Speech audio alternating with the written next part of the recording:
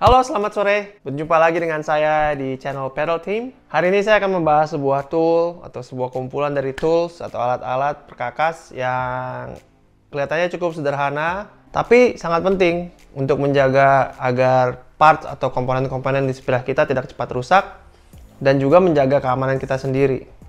Apa nama alat itu? Alat itu adalah torque wrench atau kunci torsi.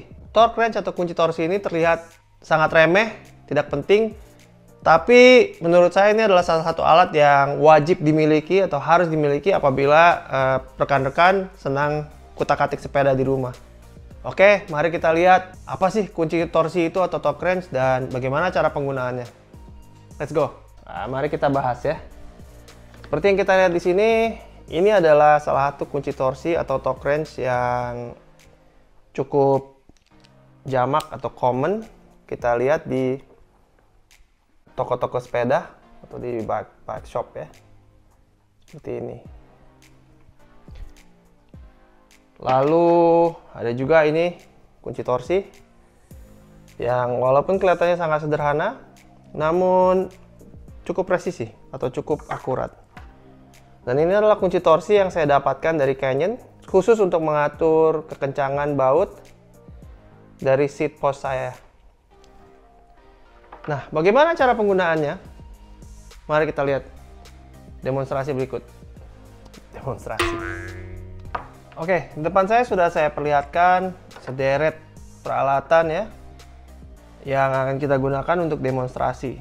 Ini kunci Inggris atau shifter yang akan saya gunakan untuk mendemonstrasikan bagaimana sih cara kerjanya kunci torsi ini.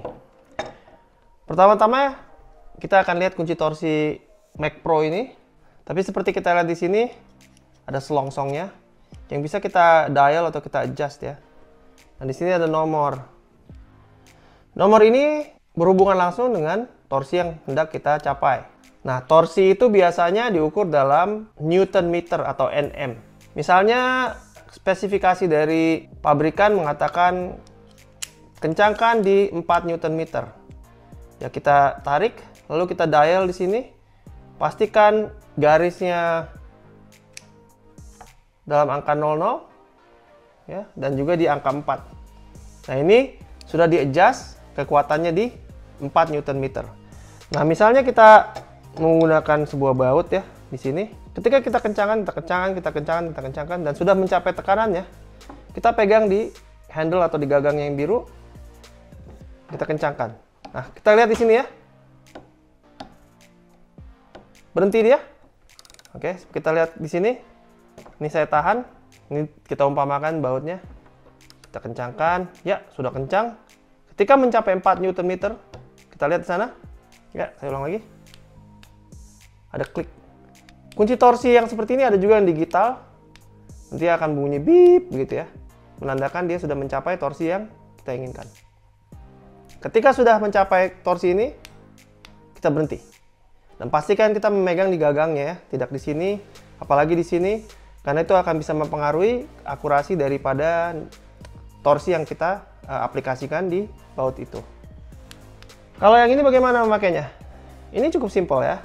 Kita lihat di sini ada angka-angkanya 0, 3, 6, sampai 12. Jadi itu kapasitasnya sampai 12 Newton meter. Dan ini sama menggunakannya. Kita umpamakan ini adalah bautnya ya. Ini kunci Inggris ini, lalu kita putar. Nah, misalnya dia ada di angka 3, 6, ya berhenti di situ. Begitu dia sudah di 3, berhenti. Begitu dia sudah di angka 1, berhenti. Kalau spesifikasi dari pabrikan mengatakan 6, jadi angka 6, kita berhenti.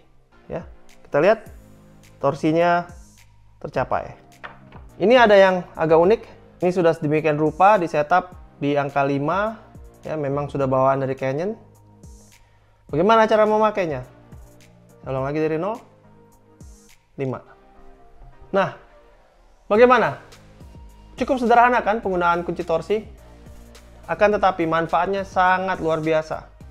Banyak baut-baut dan mur-mur di sepeda kita yang memang harus dikencangkan sesuai dengan spesifikasi dari pabrikan. Apabila kencangkan terlalu kencang, bisa rusak ya dratnya. Dan apa yang terjadi? Akhirnya bisa lepas.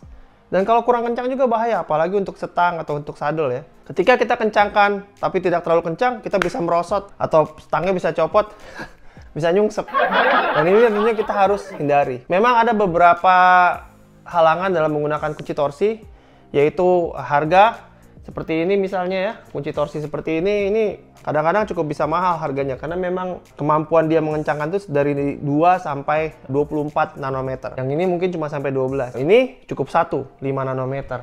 Akan tetapi yang kita harus ingat adalah longevity atau keawetan dari suku cadang sepeda kita. Ada juga yang bertanya bagaimana dengan kunci torsi atau torque range yang sampai 40 nanometer. Itu biasanya kita pakai untuk kaset dan jarang sekali ya kita menggunakan itu. Tapi menurut saya kunci torsi seperti ini sangat vital apabila kita hendak menggunakannya untuk perawatan sehari-hari di sepeda kita. Mungkin harganya tidak seberapa dibandingkan dengan kerusakan komponen yang diakibatkan ketika kita tidak menggunakan kunci torsi. Baiklah, sampai di situ dulu video singkat saya ini. Semoga bermanfaat. Klik lonceng, subscribe, dan like. Apabila ada pertanyaan, masukkan di komen. Saya sangat suka berinteraksi dengan rekan-rekan.